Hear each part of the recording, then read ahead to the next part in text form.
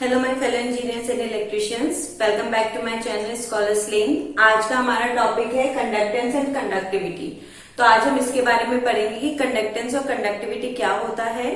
तो अगर आपने मेरी ओम्स लॉ वाली वीडियो देखी है तो बहुत अच्छी बात है, और नहीं देखी है तो आप उसको जरूर देखें, क्योंकि उसी से हम रिलेट करके कंडक्टेंस एंड कंडक्टिविटी इस वीडियो में पढ़ेंगे।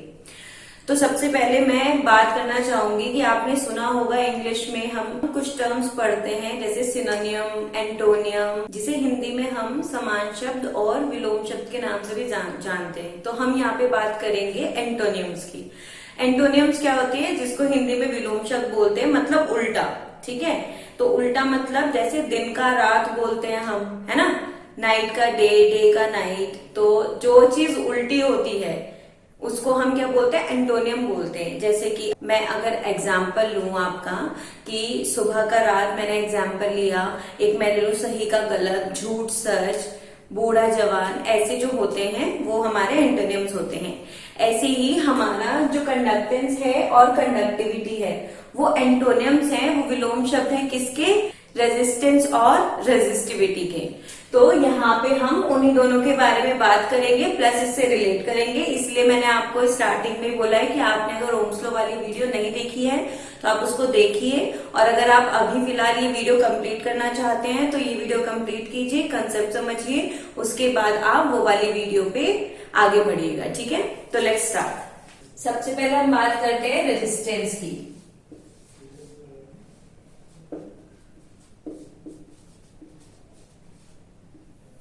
हम यहाँ पे बात रेजिस्टेंस की तो करेंगे, लेकिन हमारा जो मेन टॉपिक है वो क्या है, कंडक्टेंस। तो रेजिस्टेंस से हम कंडक्टेंस समझेंगे।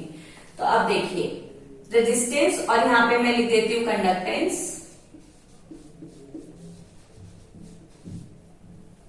जैसे कि मैंने आपको बताया कि ये दोनों एक दूसरे के क्या है, विपरीत है, मतलब एंटोनियम्स है, ऑपोजिट है दोनों एक दूसरे के। तो अगर मैं यहाँ पे बात करूं कि जो हमारा रेजिस्टेंस होता है, देखिए रेजिस्टेंस हमारा क्या होता है, रेजिस्टेंस की डेफिनेशन क्या है कि वो करंट के पाथ में हर्डल पैदा करता है, मतलब करंट को बहने से रोकता है, एक्स्ट्रा करंट को बहने से रोकता है। तो जो कंडक्टेंस है हमारा, ये यहाँ पे क्या बताता है कि जो रेजिस्टेंस जो होता है वो तो होता है कि कितना फ्लो ऑफ करंट में हम बाधा उत्पन्न कर रहे हैं या फिर हम उसमें हर्डल पैदा कर रहे हैं। लेकिन कंडक्टेंस क्या होता है, उसको पाथ देता है, फ्लो करने के लिए पाथ देता है। अगर ये रोकता है तो ये उसको सपोर्ट करता है। ठीक है, तो अभी यहाँ पे बात करेंगे रेजिस्टेंस और कंडक्टेंस की। तो सबसे पहले हम देख लेते हैं रेजिस्टेंस वाली वीडियो में या ओम्स लॉ वाली वीडियो में मैंने इसके फॉर्मूलाज बताए हैं आपको। एक मैंने और वीडियो बनाई थी रेजिस्टेंस के ऊपर, तो अगर आप रेजिस्टेंस का कलर कोड वगैरह सब कुछ जानने में इंटरेस्टेड होंगे तो आप वो वाली वीडियो पे मेरी फॉलो कर सकते हो।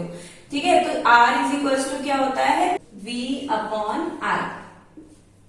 ठीक है, तो R क्या कहता है यहाँ पे, रेजिस्टेंस की जो डेफिनेशन है वो क्या कहती है कि हम कितना वोल्टेज लगाते हैं, अप्लाइड वोल्टेज जो हमारा होता है। लेट्स सपोज मैं यहाँ पे लिखती हूँ अप्लाइड पोटेंशियल डिफरेंस।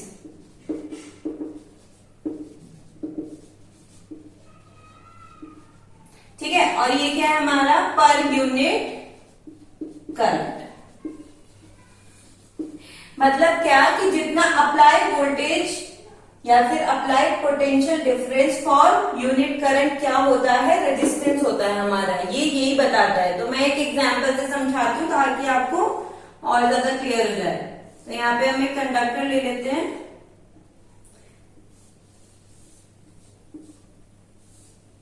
मैंने यहाँ पे बैटरी से जोड़ दिया इसको। ठीक है, यहाँ पे वोल्टेज है और जो हमारा करंट है वो ऐसे फ्लो कर रहा है। लेट सपोज हमारा जो करंट है वो 1 एम्पियर फ्लो कर रहा है। ठीक है, और वोल्टेज हमें क्या है, निकालनी है। इसका मतलब यही है, रेजिस्टेंस क्या है कि 1 एम्पियर करंट फ्लो होने के लिए कितनी वोल्टेज चाहिए, वो हमारा क्या होता है, रेजिस्टेंस होता है। 1 एम्पियर करंट फ्लो करने के लिए कितना पोटेंशियल डिफरेंस, कितना वोल्टेज हमारा जरूरी होता है, वो हमारा क्या है, रेजिस्टेंस है। ठीक है, अब हम आते हैं अपने कंडक्टेंस पे। जैसे मैंने आपको बताया कि जो कंडक्टेंस होता है वो रेजिस्टेंस का ऑपोजिट होता है, तो इसको हम डिनोट करते हैं G से। ओके, तो G जो होता है वो हमारा रेजिस्टेंस का ऑपोजिट होता है। अब रेजिस्टेंस हमारा क्या है यहां से V बाय आई, तो यहां पे क्या हो जाएगा I बाय V। ये हमारे कंडक्टेंस का फॉर्मूला हुआ। अब देखो यहां पे क्या है, applied current per unit voltage या पोटेंशियल डिफरेंस। मैंने अपने वोल्टेज वाली वीडियो में पूरा वोल्टेज को समझाया है, तो अगर आपको ये समझ नहीं आ रहा है कि मैंने यहाँ पे पोटेंशियल डिफरेंस क्यों यूज कर रही हूँ मैं और यहाँ पे वोल्टेज की टर्म्स क्यों यूज कर रही हूँ, दोनों अलग तो नहीं है, तो आप वो वाली वीडियो जरूर फॉलो करें, तो आपको जो आपका डाउट है वो क्लियर हो जाएगा। ठीक है, तो अभी यहाँ पे हम देख लेते हैं कि हम क्या बात करना चाह रहे हैं। ठीक है ना, अब हमने एक और कंडक्टर ले लिया है। लेट्स सपोज ये हमने कंडक्टर लिया है, तो इस पे हम 1 वोल्टेज अप्लाई करेंगे। यूनिट वोल्टेज है ना, तो 1 वोल्टेज हम इस पे अप्लाई करेंगे I एम्पियर। तो हमें यहाँ पे पता चल जाएगा कि हमें 1 वोल्ट में कितना एम्पियर हमें मिल रहा है। ठीक है, तो ये इसका जस्ट ऑपोजिट होता है। इस पे हम क्या करते हैं कि 1 एम्पियर मिलने के लिए हमें कितनी वोल्टेज अप्लाई करनी है ये निकालते हैं, और इसमें ये होता है कि 1 वोल्टेज में कितना एम्पियर करंट हमारा फ्लो होगा ये निकालते हैं। ठीक है, तो आई होप कि आपको ये वाला कंसेप्ट अच्छे समझ में आया होगा कि कंडक्टेंस क्या होता है और रेजिस्टेंस क्या होता है। ठीक है, अभी हम इसकी क्या करेंगे, यूनिट्स निकालेंगे। एसआई यूनिट,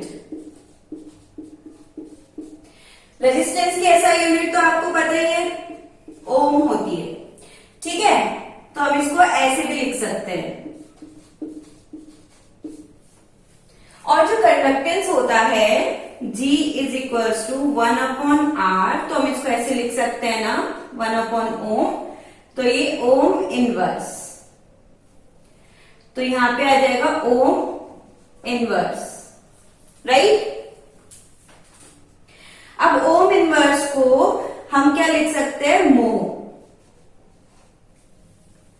MHO को उल्टा करके लिख दीजिए, तो ये हमारा मो बन जाता है। ठीक है, इसका जो सिंबल होता है वो ये होता है, मो का सिंबल ये है। फाइन, अभी देखिए मो तो हम बहुत प्रीवियस टाइम में बोलते थे, अभी हम इसको क्या बोलते हैं, सीमेंस, तो उसको हम डिनोट करते हैं S से। ठीक है, इसको हम सीमेंस की स्पेलिंग होती है ये। ठीक है, तो अब मुझे लगता है कि आपको पूरा कंडक्टेंस का जो प्रोसेस है, जो कंडक्टेंस की डेफिनेशन है, उसका क्या मीनिंग है, रेजिस्टेंस से कंडक्टेंस कैसे रिलेटेड है, वो सब समझ में आ गया होगा। इस सर्किट डायग्राम के थ्रू भी मैंने जो समझाने की कोशिश की है वो आपको अच्छे से समझ में आया होगा। ठीक है, तो अभी हम आगे बढ़ते हैं अपनी कंडक्टिविटी की तरफ। तो लेट्स स्टार्ट। जैसे कि आप देख रहे हैं मैंने दोनों टॉपिक्स यहाँ पे लिखे हैं, तो हम सबसे पहले रेजिस्टिविटी पे बात करेंगे, क्योंकि ओम्स लॉ में हम रेजिस्टिविटी अच्छे से पढ़ चुके हैं, उसका कंसेप्ट अच्छे से पढ़ चुके हैं, तो अब हमें यहाँ पे पढ़ने में आसानी होगी। ठीक है, तो हम यहाँ पे स्टार्ट करते हैं रेजिस्टिविटी से। तो रेजिस्टिविटी को हम किससे डिनोट करते हैं, रो से। ओके, तो इसका फॉर्मूला क्या होता है, रेजिस्टेंस का जो फॉर्मूला होता है वो क्या होता है, रो L बाय ए। अगर यहां से आप रो निकालते हो तो रो क्या हो जाएगा, RA बाय L। ठीक है, और स्टार्टिंग में मैंने बताया है कि जो कंडक्टिविटी होती है वो रेजिस्टिविटी की क्या होती है, ऑपोजिट होती है। तो यहाँ पे हम क्या लिखेंगे, कंडक्टिविटी को हम सिग्मा से डिनोट करते हैं, सिग्मा। ओके, तो सिग्मा क्या होगा, 1/रेजिस्टिविटी। तो सिग्मा इज इक्वल टू, यहां से अगर आप देखो तो 1/ कितना आएगा, RA by L, L by RA, है ना, बहुत सिंपल। इसकी डेरिवेशन कुछ भी नहीं है, कंडक्टिविटी समझने के लिए आपको ज्यादा कुछ नहीं करना है, सिर्फ रेजिस्टिविटी आपको समझनी आनी चाहिए।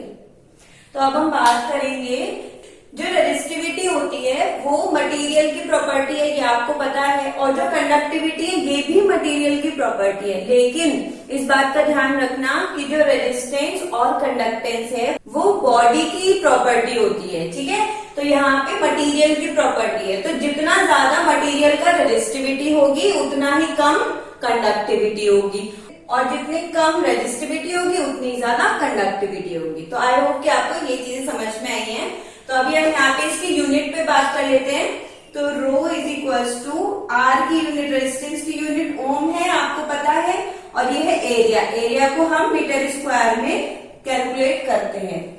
जो लेंथ है उसकी हमारी यूनिट होती है मीटर। तो मीटर से मीटर कैंसिल, इसकी जो यूनिट है आपकी ओम मीटर आ जाएगी। इसको आप ओम मीटर ऐसे भी लिख सकते हो। अभी यहाँ पे आते हैं हम, ठीक है। कंडक्टिविटी की जो यूनिट है वो क्या है, meter upon ohm into meter square.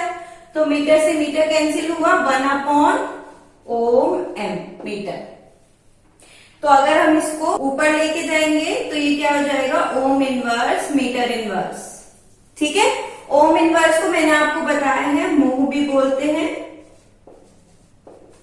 या फिर आप सीमेंस मीटर इनवर्स भी इसको बोल सकते हो। तो इसकी इतनी सारी जो है वो एसआई यूनिट्स है, और इसकी एसआई यूनिट क्या होती है, ओम मीटर, ठीक है। तो अब आपको ये कंसेप्ट अच्छे से समझ में आ गया होगा कि रेजिस्टिविटी और कंडक्टिविटी क्या होती है, और रेजिस्टेंस और कंडक्टेंस क्या होते हैं, इनमें क्या रिलेशन है, और इनका फॉर्मूला क्या होता है, ठीक है। तो अभी हम एक क्वेश्चन पे बात करते हैं ताकि आपको और अच्छे से ये जो हमारा कंसेप्ट है वो समझ में आ जाए। उससे पहले एक छोटा सा ओवरव्यू ले लेते हैं कि रेजिस्टेंस क्या करता है, इलेक्ट्रिक करंट के पाथ में बाधा डालता है, ऑब्स्टेकल पैदा करता है। लेकिन कंडक्टेंस क्या करता है, उसी इलेक्ट्रिक करंट को फ्लो होने का पाथ देता है। और ऐसे रेजिस्टिविटी क्या करती है, रेजिस्टिविटी एक मटेरियल की प्रॉपर्टी होती है, ठीक है। वो तो मैंने आपको बताया हर मटेरियल के लिए हर अलग अलग रेजिस्टिविटी होती है। आप ओम्स वाला मेरा वीडियो देखोगे तो उसमें मैंने क्वेश्चन भी करके दिखाया है रेजिस्टिविटी पे, अलग अलग मटेरियल की रेजिस्टिविटी, तो उसमें भी आपको कंसेप्ट क्लियर हो जाएगा।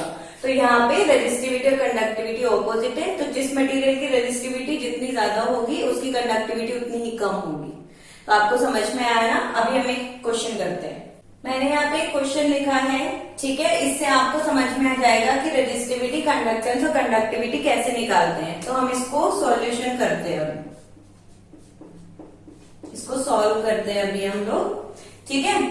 तो अब देखो हमें क्या दिया हुआ है। सबसे पहले देखिए, कोई भी क्वेश्चन करना हो ना, सबसे पहले आपको ये चीज नोट डाउन करनी है कि हमें गिवन क्या क्या है। उसके बाद आपको देखना हमें निकालना क्या क्या है, और फिर देखना आपके पास फॉर्मूले कौन से अवेलेबल है। तो किसी भी क्वेश्चन को करने का ये बहुत सिंपल सा तरीका है। सबसे पहले क्वेश्चन को ध्यान से पढ़िए। तो सबसे पहले क्वेश्चन क्या कहता है, the resistance of a wire of length. एक वायर का रेजिस्टेंस है जिसकी लेंथ क्या है, 15 मीटर। तो लेंथ हम लिख लेते हैं 15 मीटर से, ठीक है। इज 5 ओम, रेजिस्टेंस बोला है उसने 5 ओम है, तो रेजिस्टेंस हम लिख लेंगे 5 ओम है हमारे पास। If the area of cross section of wire is इतना metre square, 6 into 10⁻⁻7 metre square. तो एरिया हम लिख देंगे यहाँ पे 6 इंटू 10⁻⁻7 मीटर स्क्वायर, ठीक है। तो अब हमें डिटरमिन क्या करना है, रेजिस्टिविटी, कंडक्टेंस और कंडक्टिविटी। तो सबसे पहले हम रेजिस्टिविटी निकालेंगे। तो रो हमारा क्या होता है, RA/L, ठीक है। यहाँ पे वैल्यूज रख देंगे 5 इंटू 6 इंटू 10⁻⁻7 अपॉन L कितना है हमारा 15। तो 5 3 जा 3 2 जा 2 इंटू 10⁻⁻7, ठीक है। और इसकी यूनिट क्या होती है, ओम मीटर।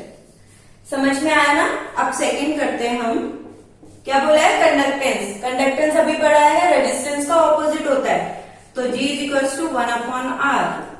1/R की वैल्यू क्या है 5, तो कितना हो जाएगा 0.2 मो, या फिर ओम इनवर्स, ठीक है। अब थर्ड वाला हम देख लेते हैं।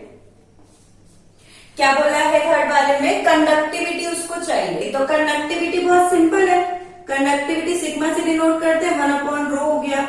1/ρ की वैल्यू हमने निकाल ली है 2 इंटू 10⁻⁻7।